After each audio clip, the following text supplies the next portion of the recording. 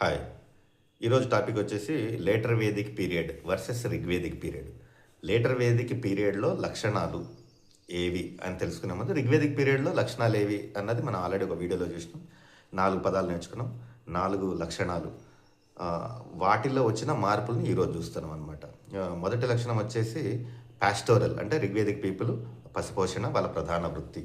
అది ఈ later Vedic పీరియడ్కి వచ్చేసరికి ఆ ప్రధాన వృత్తి పశుపోషణ కాకుండా అగ్రికల్చర్ అయిందనమాట. అగ్రికల్చర్ వైపు అడుగులేసింది. ఎందుకు అంటే దీనికి కారణం, దీనికి చోదకం వచ్చేసి ఐరన్ అనమాట.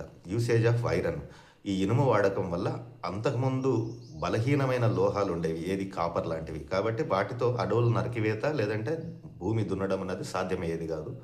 ఇక్కడ బలమైన లోహం ఇనుము దొరకడం వల్ల ఇనుముతో అడవులు నరకడం వల్ల ఎక్స్పాన్షన్, అగ్రికల్చర్ ఎక్స్పాన్షన్ అయ్యింది. భూమి దున్నడం వల్ల మనకి దిగుబడి పెరిగింది. కాబట్టి ఈ పాస్టోరల్ నుంచి అగ్రికల్చర్కి మారిందనమాట. రెండవది పాస్టోరల్ తర్వాత ప్రధాన వృత్తి పాస్టోరల్, అగ్రికల్చర్ అయింది.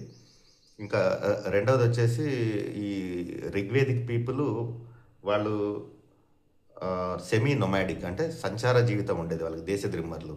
కానీ ఇక్కడ మనకి అగ్రికల్చరల్ ప్రొడక్షన్ బాగా పెరగడం వల్ల, ప్రొడక్టివిటీ పెరగడం వల్ల, ఎక్స్పాన్షన్ జరగడం వల్ల యాక్చువల్గా ఒక సంవత్సరానికి సరిపడ్డ తిండి లేదంటే ఆహార ధాన్యాలు లేదంటే అవన్నీ కావలసిన కనీస అవసరాలను కూడా ఒకే చోట దొరకడం వల్ల స్థిర నివాసం అన్నది ఏర్పరచుకున్నారనమాట. కాబట్టి వాళ్ళ సంచార జీవితం అవసరం లేదనమాట ఇప్పుడు వాళ్ళకి. కాబట్టి స్థిర నివాసం ఏర్పడింది.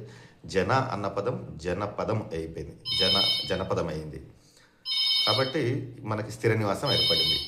ఏది సెమీ నొమాడిక్ సెటిల్డ్ లైఫ్ అయింది. మూడోది వీళ్ళు రూరల్ వే ఆఫ్ లైఫ్.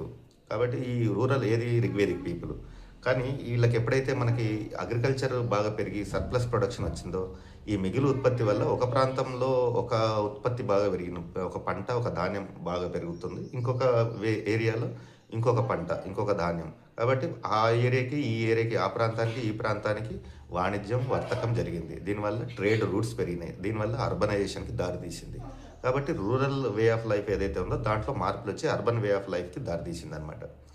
ఇంకా నాలుగోది వచ్చేసి మనకి సబ్సిస్టెన్స్ ఎకానమీ, ఏది రిగ్వేదిక్ పీపుల్. కానీ ఇక్కడ లేటర్ వేదిక్ వచ్చేసరికి ఎకానమీ మనం ఇందాక అనుకున్నట్లుగా దిగుబడి పెరిగింది, దేనివల్ల దున్నడం వల్ల. ఇంకొకటి ప్రొడక్షన్ పెరిగింది, దేనివల్ల అడవుల నరికేత వల్ల. కాబట్టి ఈ రెండింటి వల్ల మనకి మిగులు ఉత్పత్తి అనేది ఎక్కువ అయ్యిందనమాట. అంటే మిగులు ఉత్పత్తి ఆర్థిక వ్యవస్థ, సర్ప్లస్ ఎకానమీ అనమాట ఇది. అంతకుముందు ఉన్నది సబ్సిస్టెన్స్ ఎకానమీ. ఈ 4 కాన్సెప్ట్లో మనకి చాలా ఈ మార్పులు జరిగినాయి.